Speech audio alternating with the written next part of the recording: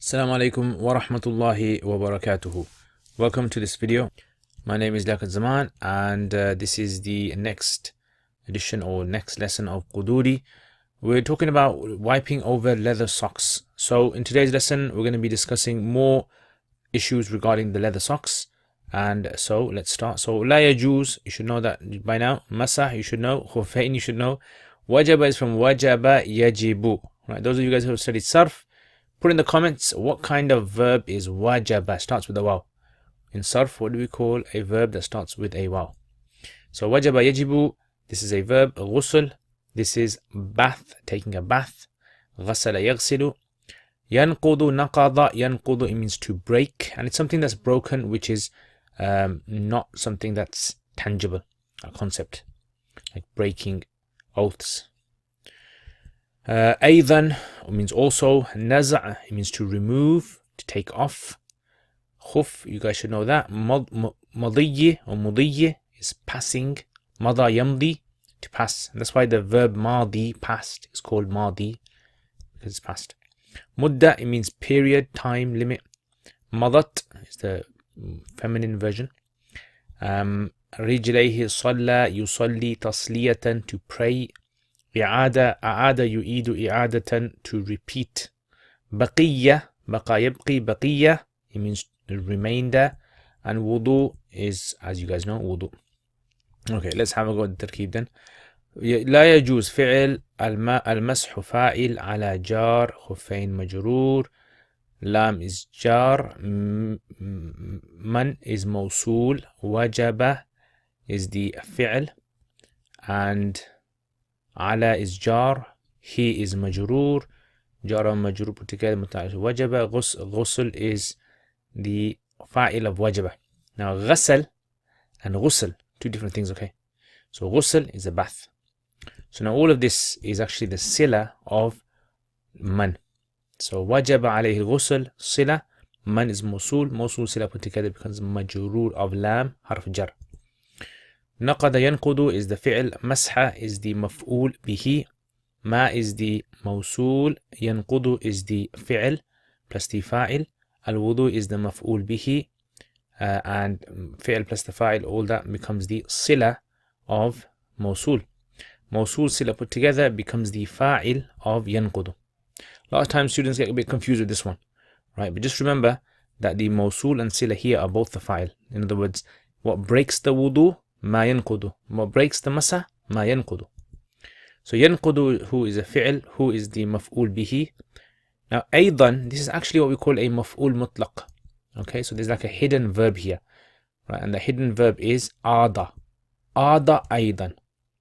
Okay, just like when we say words like شكرا, that's a مفعول مطلق that is, and the fi'l is أشكر or شكرت شكرا. So أيضا is that whenever it comes, always مفعول مطلق. نزع, okay, next word is the fi'l. Let's write that down there. نزع is the مضاف, and خف is the مضاف إليه. Put together becomes the مفعول or معطوف عليه. That's one معطوف عليه, and then the waw is the عطف. And then you have مضي, and that's the مضاف. مدة is the مضاف إليه. Mudaf plus the mudaf ilayh becomes the ma'tuf. Now I actually got no much space here, but I hope you guys are just following me here. So all of that now, naz'ul khuffi wa mudiyul mudda, all of that is the fa'il of yanqudu. Right, so all that's the fa'il. Idha is the shart and dharf. Remember, idha is always muta'alliq to the fi'l in the jaza. So idha, shart, madat, fi'l, and muddatu is the fa'il. Fi'l fa'il put together becomes the shart, and naza'a is fi'l plus fa'il. Khuffayhi mudaf plus the mudaf ilayh becomes maf'ul bihi. Maf'ul bihi. Waw is ataf. Ghasala is fi'l plus fa'il. Rijlayhi is the mudaf plus the mudaf ilayhi. Put together becomes the maf'ul bihi. Waw is ataf. Salla is fi'l plus the fa'il. And laysa is fi'l naqis, who has an ism and a khabar. Okay, so i'ada is the mudaf, baqiya is again mudaf, wudu is mudaf ilayh, mudaf plus mudaf becomes the mudaf ilayhi of i'ada. Now all of that becomes the ism of laysa, and alayhi is jar majroor muta'alliq to the something that's hidden, right? And that becomes the khabar of laysa, and that's basically your tarkib there. Okay, so have a go at trying to translate this yourselves now. Try to put the translation there, put it in the comments, and you can see if you're correct or if you're wrong. Okay, so let's have a go at explaining this now. Right, so basically what this masla is about is as follows. So for example, like let's say there is a guy. Now this guy can either break his wudu or he can break his ghusl. So if he has worn his socks and he has broken his wudu, simple, all he has to do is wipe over the leather socks the next time he does his wudu. So if a person breaks their wudu, right, and they've got leather socks on, all they have to do is when they do their wudu again, just wipe over leather socks instead of washing their feet. But if the person breaks their ghusl, now I know breaking ghusl is not the word normally used, but I just want to kind of make it kind of balanced. So if a person does an act which necessitates ghusl and he's wearing leather socks, he has to take his leather socks off, right? He's got to remove them. He can't keep them on. That's the rule basically, right? So he can't wipe over leather socks if he is necessitated ghusl, right? What things necessitate ghusl? Like ejaculation, penetration, hayd, nifas, the usual things that we mentioned. If you can't remember, go back to the chapters of ghusl, and over there we discussed those things that necessitate ghusl, 4 things according to the Hanafis. So any of these things occurred whilst you're wearing leather socks, you have to take off your leather socks. You can't continue wiping over them now. It's like it's over. So he says, لا يجوز المسح. Masa is not permissible on khuffain, leather socks. Liman, for that person who wajaba alayhi al-ghusl, who ghusl has been necessary upon him. وينقض المسح, right? And likewise, masa is broken. Breaks masa ma yanqudul wudu, that which breaks wudu. Yeah, so all those things that break wudu are gonna nullify your masa. So let's look at this then. So for example, like let's put wudu on one side, let's write masa on the other side, and let's try to juxtapose them, let's try to contrast them. So what things break wudu? 7 things break wudu according to al-Qudoori. Right, so let's write that down then. 7 things. And so therefore 7 things break masa, nullify masa. Exactly the same things that nullify your wudu will nullify masa. Meaning that if you had worn your leather socks and you broke your wudu, therefore the masa has finished now. So that's why next time you do your wudu, you have to wipe over your leather socks again. Alright, simple as that. Okay, so what things nullify your wudu? So 7 things, anything coming out of the passages, blood, vomit, sleeping heavy, fainting, insanity, losing your senses, and laughter out loud in salat. The 7 things. If you can't remember these, go back to the videos previously and watch that again, and it'll make sense.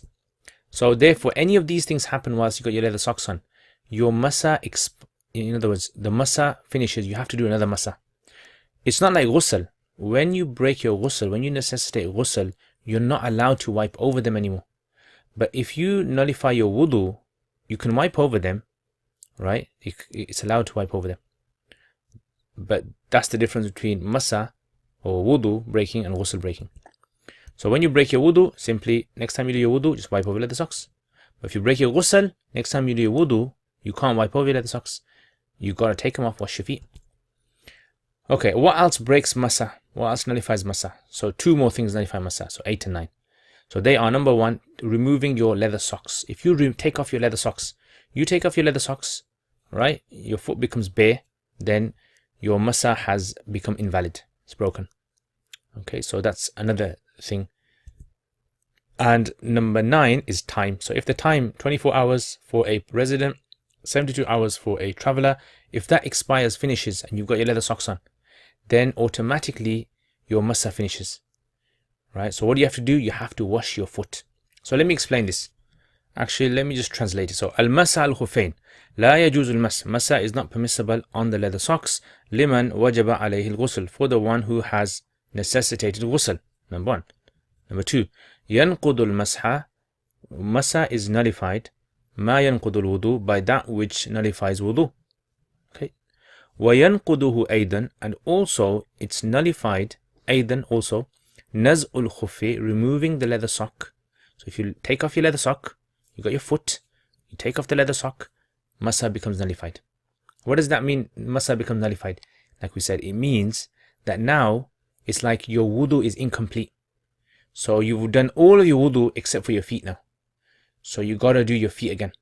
Your wudu doesn't become nullified. You don't have to repeat your wudu again. It's just that your feet, as though you haven't completed your wudu, like 80% of your wudu is done. You just got that 1%, 10, 20% left. So, and also mudiyy al-mudda, and the expiring of the time. Okay, so the expiring of the time is also something that necessitates. فَإِذَا مَضَتْ الْمُدَّةِ, when the period of wiping, 24 hours or 72 hours, respectively for a resident or traveller, نَزَعَ خُفَيْهِ, he must remove his leather socks automatically. Right? Even if your wudu hasn't broken, even if you haven't taken off your sock, your time expires. Right? So, غَسَلَ رِجْلَيْهِ, he just washes his feet. Why does he just wash his feet? Because simply, his wudu hasn't broken, it's just that the expiry of the socks has occurred. So all he has to do, he's got 80% of his wudu done, 20% left. Just go and wash your feet. Right? You can put your socks back on after that. It's totally fine. Right? So غسل رجليه وصلى, and he prays وَلَيْسَ عَلَيْهِ إِعَادَةُ بَقِيَّةِ الْوُضُوءِ. It's not necessary upon him to repeat the remainder of his wudu. So because he's got, the Hanafis say the rest of the wudu is unaffected. So let me give you an example. There's a guy, right? And let's say, for example, at 6 o'clock in the morning, got up Fajr, he's done his wudu, and he's worn his leather socks. Puts on his leather socks.